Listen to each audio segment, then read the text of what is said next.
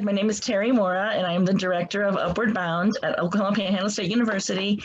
And the program that we're going to present today is a little bit different than maybe the other ones that you've been seeing. We're not really a formal mentoring program yet. It's really just the culmination of many, many years of filling in the gaps and helping engage our Latino students and their families. A lot of people don't realize it, but in the Panhandle, we actually have the highest percentage of Latinos in Oklahoma. As a matter of fact, Guymon Public Schools, which is the largest school out here in the Panhandle, went from 17% in 1997 to about 72% of Hispanic students in the entire school system. So it's a huge, huge difference, and people don't even think about the Panhandle as being so highly populated by Latinos. So I started working at the high school and started realizing that there was a lot of gaps. So my mentoring really just started out as filling in the gaps of wherever they needed to have some assistance or a little bit of support. So when I say I've done it all, I kind of really have. I actually had a soccer club at one point where the young students wanted to play soccer, and we didn't have a soccer program, and we didn't have very many people that even knew about soccer. So we started a soccer club, and my husband, bless his heart, has always been really great about jumping in on my great ideas, whether he really wanted to or not, because he was the soccer person. I was just the organizer. But we did that for 2 or 3 years before Guymon Schools picked it up as a sport. So that was fun. And another thing that we did, but again, I'm still amazed that we could do this, was we started an Alma Folklorica folkloric dance group. We started that back in 2001. The idea at the time was just to take the group to Alabama, where they were doing a cultural exchange. And the person in Guymon that was doing it, she kept coming to me and she goes, "Can't you get a folkloric dance group together? We really want to take them to Alabama." Anyway, we did it. We went to Alabama after we'd only practiced for a couple of months. And what happened was that everybody there wanted their pictures with the students. They wanted to know where all they had toured. And the students' self-esteem, of course, just grew. I mean, just crazy. And I looked at my friend and I said, "We're going to have to keep doing it because it's good for kids." So 20 years we've been doing it and I've been the director for all those whole 20 years, just because we thought it was a great idea for them to be able to celebrate their culture and put it on display. So they've traveled all over the country. This is a picture of our group performing in downtown Guymon. As I said, we were established in 2001. So hundreds of students have gone through that program. I've always treated it as a leadership program so that they were actually not just learning to dance, they were learning to communicate with people, learning how to, address a group in public and that kind of thing. So all of my mentoring is really just based on kind of what works for me. Another thing that I started at the high school when I was teaching at the high school was HALO, which is a Hispanic American Leadership Organization. Again, I'm very big with community engagement. So we use the high school group as a way to have students not only get out into the community and do community service, but learn about how to advocate for themselves. So I've always told them, if you want to see change, you have to be that change. So the high school HALO actually worked on things like the English only bill, the in-state tuition for undocumented students in Oklahoma. So I was really proud of that those high school students were learning about that. While I was working with these high school students, I began to realize that the missing piece was really the parent engagement. The students were getting on board with the idea of getting involved and also of going to college, because at that point, not very many of them were going to college. And they said, "Mrs. Mora, this is a great idea. We all want to do it, but somebody needs to talk to our parents." And that's when I realized that the parents really didn't know about the college opportunities. So we started doing some parent engagement, doing some meetings where we could talk to parents about what they needed to know in terms of their students being successful in school, and then hopefully if they could actually go on to college as well. And one of the things that, since this is a mentoring thing, I wanted to mention to you that I have a phenomenal mentor. I met her actually at a leadership conference, and her name is Consuelo Castillo Quickbush. She's very, very well known. She was talking about the importance of parent engagement and actually training parents. And I remember sitting there thinking, I need to meet her, because she was the first person I had heard talking about what I felt was, my biggest passion, was getting parents engaged And so she has actually been my mentor since about 2009. She's come out to the Panhandle a couple of times. I've gone to some trainings with her. She has a great program specifically for parent engagement, but I was very, very fortunate to actually meet up with her and get to be mentored by her, because she's, like I said, she's phenomenal. She's, won national awards for her work. So I really feel very, very blessed to have been mentored by her. And hopefully in my mentoring, other people are seeing her ideas coming to fruition through me as well. Then I moved over to Oklahoma Panhandle State University in 2005, and it was with the specific idea of becoming a Hispanic serving institution, an HSI, something that I thought was very, very possible because of our large Hispanic population. So while there, we started making an organized effort to assist Latino students with college. And again, we formed a halo at the college level and offered them just all kinds of opportunities in terms of leadership. One of the things that I really almost expect of these students is to get out into the community and community engagement, community service. This was last year. These students had gone to a leadership conference and they came back on fire for the census. They wanted to make sure that they were able to get the Latino community counted. And so this is a picture of them. They went out into all of the schools during conference time and sat with parents and helped them fill out their census. And then this is just a picture of us at the actual conference. Again, HALO is the Hispanic American Leadership Organization. This is a conference that we go to every year, with the exception of this year, of course, because of the pandemic. But it's national speakers, and they get to learn from the best. And they always come back with great ideas and wanting to go farther into their community with that. So also, after I got over to the university, I took on the Upward Bound program, which is a part of TRIO, if you're aware of TRIO programs at all. Upward Bound is the college preparation program for high school students, and we service 63 students roughly in the Panhandle schools.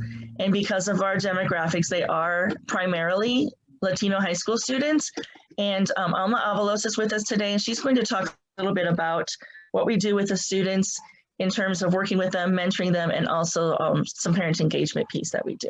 Our goal with the program is to graduate the students from high school, get them into colleges, and then eventually them receiving their college degree. We really don't have a whole mentoring program within the Upward Bound program, but we do hire college students that eventually they become mentors to these high school students throughout the summer, and then even throughout the years afterwards. The high school students get to talk with college students about scholarships, which we also talk about throughout the years or when we have our sessions, but they get to have that one-on-one with those college students and ask them different questions that they might not be able to ask us for some reason. They're able to go to those students who look like them, represent them in a way, and they can have that sort of mentorship with those college students. Also, we've had parent engagement meetings where we've brought the parents onto campus, or we've had them meet us at Guyman High School, where we can talk about scholarships, what the different types of loans are, and so on and so forth. Those are usually the topics that we covered throughout the sessions as well with the students. So we talk about personalities and why it's important to know what type of personality you are. We talk about learning styles, why it's important to know what kind of learning style you have, as well as anything about financial literacy when it comes to what's the difference between a credit card and a debit card, what are the different types of accounts you can open at different banks. We've also been able to take some of the students sometimes to different banks where the professionals at the banks have been able to talk to them about the different services that they provide. The last summer that we were on campus in 2019, we actually were able to do an afternoon where we brought in one of the financial literacy teachers. We did this pilot program kind of way where students got an ID in a way, and it told them what the profession was, how much they were going to earn, and they went through little booths and they would have to get utilities, and they kind of had to figure out how to budget their earnings that they were earning each week or month. we cover a little bit of everything just so we can get them prepared to get to college and eventually have those skills that they need to graduate. So a lot of people might wonder, so why so much emphasis on Latino students? Well, one of the reasons is just because of the demographics. They are the fastest growing school-age population. By 2025, it's estimated that 1 in 4 school children will be Latino, and by 2050, 30% of the total US population will be Latino, which is huge. However, high school graduation rates have improved, but the post-secondary completion rates continue to be the lowest for all groups. For example, the Asian ethnicity is graduating 51% of their demographic from college. Whites are 33%, the Black community is 19%, but the Latino community is only at 14%. So definitely some work to do there in terms of getting them to college, and more importantly, getting them through to completion of college. And then postgraduate degrees would of course be even more important because we don't have as many there. This is some students of ours that have gone through our programs, gone through Halo, graduated from college, and they are both working in the community, very engaged with various committees and organizations. So we still continue to mentor them even after they finish college. They might come to me and say, what about this, what about that? And I'll try to hook them up with resources that match, their passions and match their skill set, so that they're on also various community committees and learning to become leaders in their community. That piece is very, very important to me. So community engagement is the most important thing for Latino students. Number one, it helps them connect with community resources. One of our biggest partners in this has been Main Street Guyman, which is a community program where students are able to work through with her. She might match them with a business mentor, and they will work with that business mentor. We'll take our Upward Bound students down, or our Halo students, and do community service. Or like right now, we're working on a Socks for Love project for them, where we're basically providing socks for people in the community, but we'll do things like that all the time. I think it's important because the students then learn it helps them to become the valuable community members, both during and after college, and then they can move into leadership positions.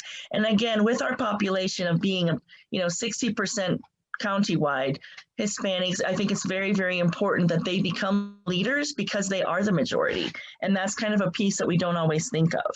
I wanted to talk just a little bit about some recruitment ideas. First of all, the most important thing with working with Latinos is it is a family affair. Recruitment has to be a family affair. Basically, every step of the way needs to be a family affair. Hopefully, we've already reached out while they're in high school to the parents and kind of gotten them on the same page with us as to why. And now we're going to help them figure out how. So your staff should also mirror your student body as much as possible. They also need to be culturally sensitive, be aware, be competent, know how to work with other demographics. Take time to know your target population and market your institution accordingly. A lot of people don't realize there are 20 Spanish-speaking countries, so know who you are recruiting. It's very common to think, well, they're all from Mexico or some of the more well-known countries, but there are basically students from all countries. In Guyman, for example, I think we have 36 different languages and dialects spoken, and many, many students from other Spanish-speaking countries besides Mexico. Again, going back to that family piece, enter into a relationship with the student and family. Family is everything. They have a term that they call familismo. Familismo meaning that they work together, they live together, they make decisions together. So they're very easily persuaded by the family, and the decisions will often be based on how it's going to affect that whole family dynamic. A lot of the things that we've kind of pushed through are parents who want their students to get through high school, yes, and then let's get them a job so that they can help contribute to the family. And I'm saying, no, let's get them the college degree and then they can contribute economically even more. I try to say it's like an investment. So let's get them the college degree. Yes, you may end up spending a little bit more to do that, but the payback will be much more significant. Latinos are much more likely than any other demographic to be living in a multi-generational household. So be aware of that. When you have a family, when you have an event, know that they're going to come and they're going to bring extended family. So just in things that I've learned along the way, make sure you have a lot of refreshments. Don't just think, okay, it's a student and maybe two parents. No, it's a student, maybe two parents, some grandparents, an uncle, and definitely younger brothers and sisters. One of the things that we did at the high school with our Halo students is the Halo students would provide childcare so that the parents could be fully engaged while we were talking to them, because they will bring their younger brothers and sisters. Focus open house as family friendly. We kind of talked about that. Language appropriate. Make sure that you have people that are fluent in Spanish so that they can be getting all of the information to them in both languages as needed. Incorporate word of mouth and recruiters with strong ties to the community. This is why I think it's so important to engage students in the community, because then will become your best recruiters, not just for future students, but to get the families on board. Consider establishing a first-generation student scholarship. We actually have another program that was done with a community member, former student. She graduated from OPSU and came back and said, I want to do a soccer tournament. I want to do a soccer tournament that we can make money from and then make a scholarship fund. So we've been able to do that 2 years in a row and do have established quite a bit of money in the scholarship fund. And we're hoping to eventually get it endowed where it could just be perpetual. But that's another example of how those community ties will always come back and reflect on your current students as well. And then, as I said, publish all orientation materials in Spanish. So if you're having orientations where parents are coming on college campus and learning about what it's like to be a college student, make sure that you're giving the same information to our Spanish-speaking parents, because they don't, first of all, they may not know enough about college to start with, and to send their student off to college is very scary. Most of them will probably opt for a nearby school where they can drive back and forth. We do have some students that do live on campus, but it's kind of a big deal for them to be able to move out of the family home. As we said, it's an extended family. They're expected to be there. Our athletes we do have quite a few athletes on campus that are recruited from various places in the country, but our students that are from here in the general area do tend to stay at home and then come back and forth. So we have a day where they do college application day, and a lot of people from OPSU will go out to the schools and help and sit with the students, help them fill it out. It just helps with another level of a relationship that when they get on campus, then, oh yeah, I know you helped me with my application. So it's really important, even if they're not Spanish speaking, even if they're not Latino, to get them in the community of the schools as well, working with students from the very beginning. Plan group and personal campus tours for students and parents. This is where it's very important to have students who are bilingual, who can then become the tour guides for those parents. Attend and plan high school financial aid seminars. Our Halo students at the college level have been very instrumental in going to FAFSA night at the local schools and sitting with the parents and helping them actually fill out their FAFSA application, because they don't understand it. And then since the college students have already done the FAFSA, they understand the process a little better, and they're able to help our non-English speaking parents to do it as well. The three things that I think are most important: the financial piece, of course, the cultural and the academic support. Cultural is very, very important in dealing with Latinos because their culture is very important to them. It's important to have a lot of cultural events that reflect that. So again, mostly during Hispanic Heritage Month, we have different events every single week during Hispanic Heritage Month, culminating with the big Noche de Gala, which has really become a favorite in the community, not just the Hispanic community, but the business community. They'll come in, and it's just a great time to celebrate that culture.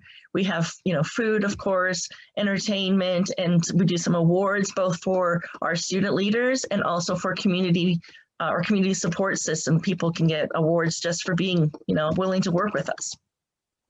So those cultural pieces are very, very important. Like I said, the soccer tournament is a big piece.